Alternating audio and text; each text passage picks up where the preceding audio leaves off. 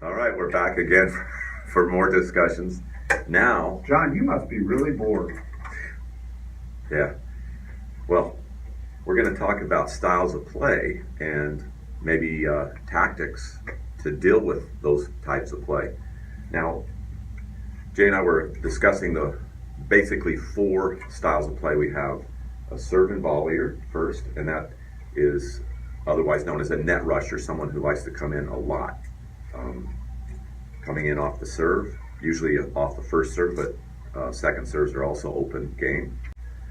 And then coming in off of the return of serve too, to try to put pressure on your opponent, taking away some rhythm from their game.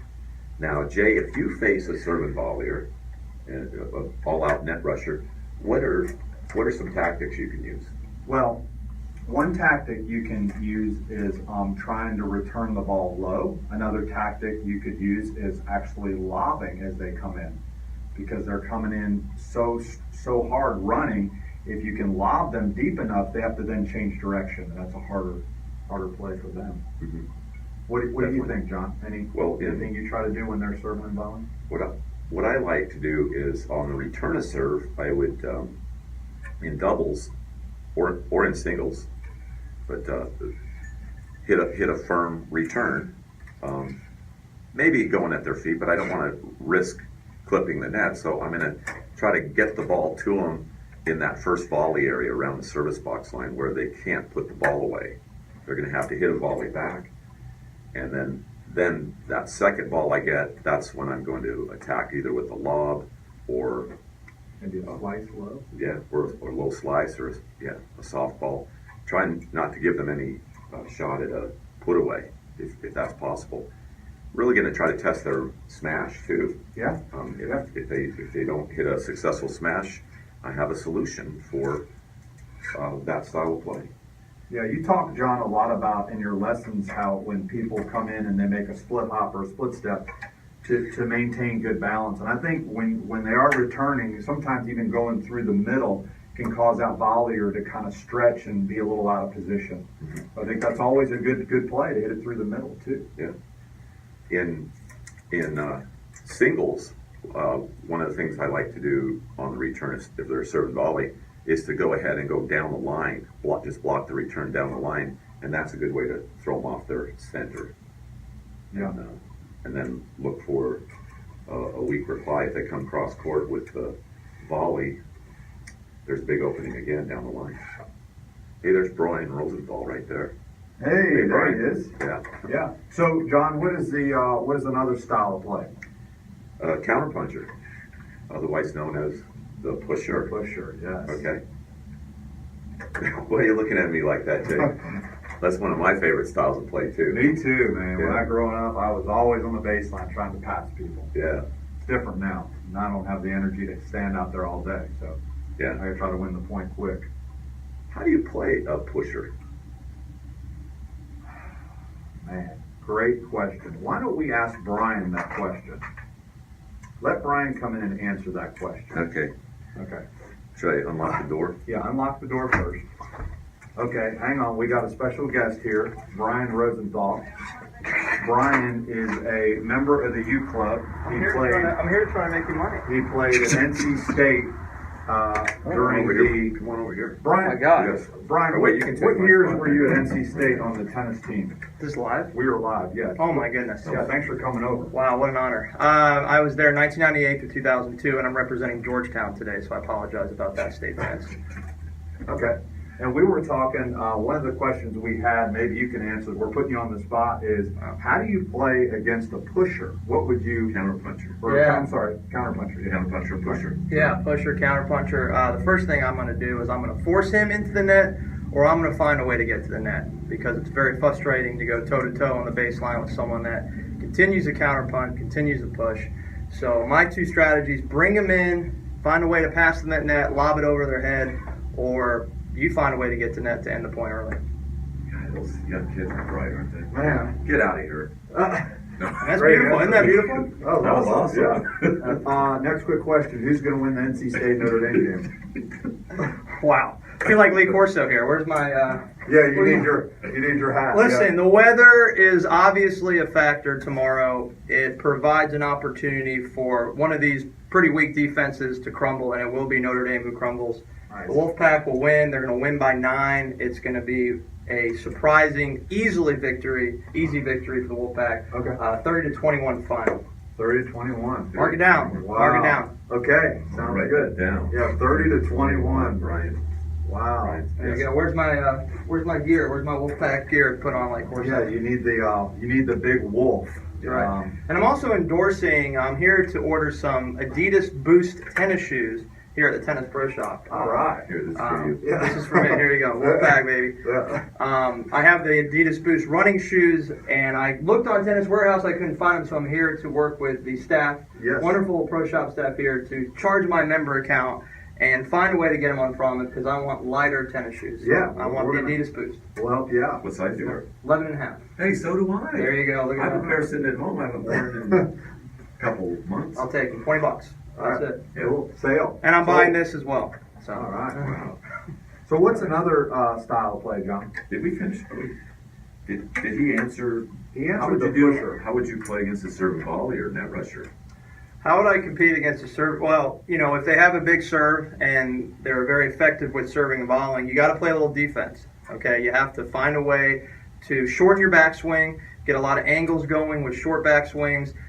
Try to find a way to create lobs, frustrate them. Don't go power to power. Get the ball low to their feet. But again, find a way to play good defense against a strong serve and volley. I mean, am I getting hired? I think I need a job. I need a job. I wonder if Brian has taught before. What do you think, John? I don't know. Very smooth. All right. All right. Wow. Next- This on Facebook Live? No. YouTube. Not yet. Not yet. Okay. Yeah, we're Okay. gonna publish it. Gotcha. Okay. Next up is aggressive baseliner. I'd say the same thing about aggressive baseliner.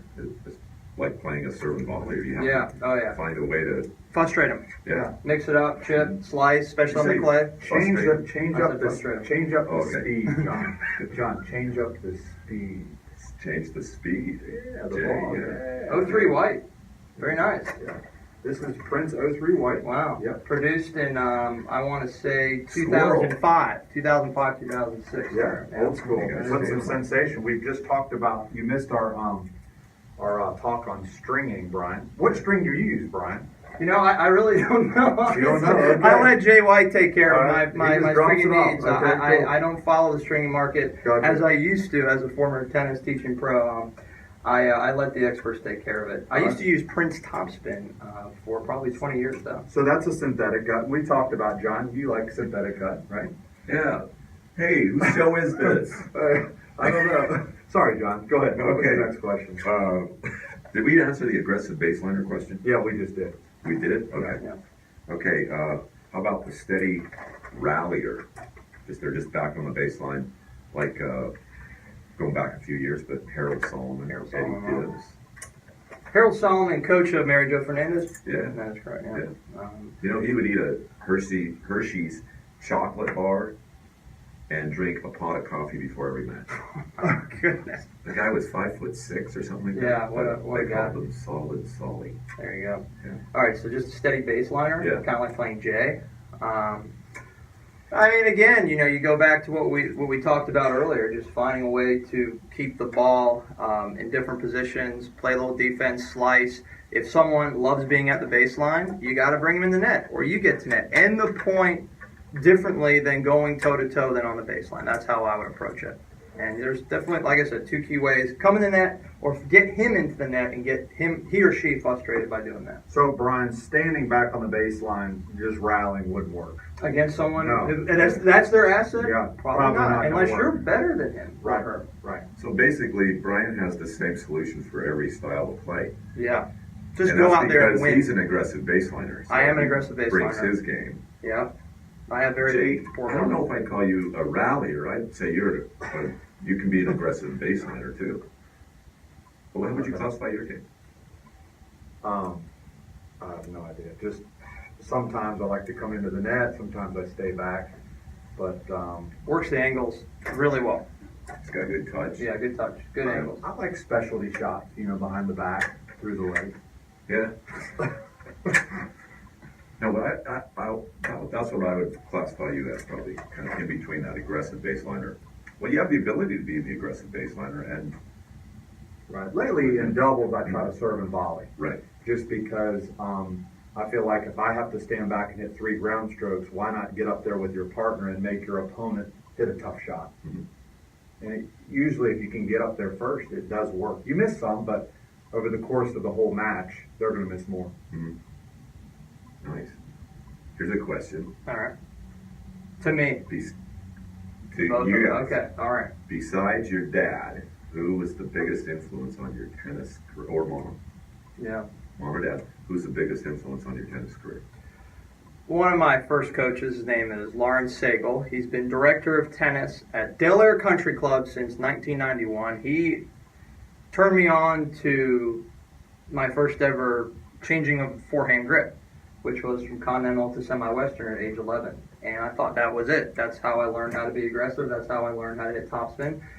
He was my first real coach that mentored me for quite a few years, and I still talk to him today. So he's definitely, besides my father, probably my biggest influence in tennis. Still teaching today in Delray Beach, Florida. Wow. Yeah, same job since 1991. Well, I came from the Midwest, John, and tennis wasn't that big. But when I moved here, the thought of playing on a clay court was pretty neat. So I started actually with Tommy Dixon in Cary, Mhm. and then later moved with Ted Reese in Holly Springs. Those two guys really were instrumental in my tennis, but not only that, but also in work too, teaching and just understanding the whole gamut of what it is to be a tennis pro. Both still very involved in tennis in Western White County. Nice. So, how about you, John? Two or three people, I think. Of course, Don Budge was a big influence, and then Harry Hoffman later, and then it was the head pro at John Gardner's in California, Rick Manning, who had a big. I felt like a mentor to me in many ways, and so he's still teaching out there in Carmel Valley. But That's incredible. it's neat thinking back on those things, huh? Yeah. Reminiscing. Harry Hoffman's Academy, Mhm. Central Florida. Yeah. Remember that? Almost here, Dan Flaherty. Or Yeah. John. Is that his name? John. Flaherty. John, yeah. I can almost hear that. Yeah. Yeah. That's a great question, John. Yeah. All right. Well, we'll try to come up with another one.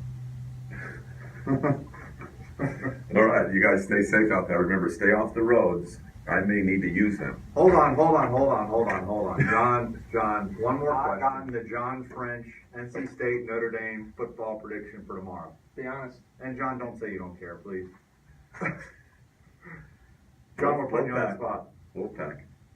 Give us a score, John. What did Brian say? He He said 30-21. 30-21. Yeah. I think it's going to be, I'm going to go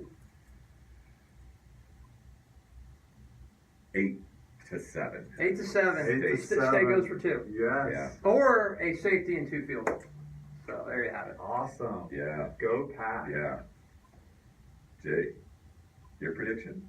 I'm going to say the Pack's going to do it. Yeah. They're going to do it tomorrow.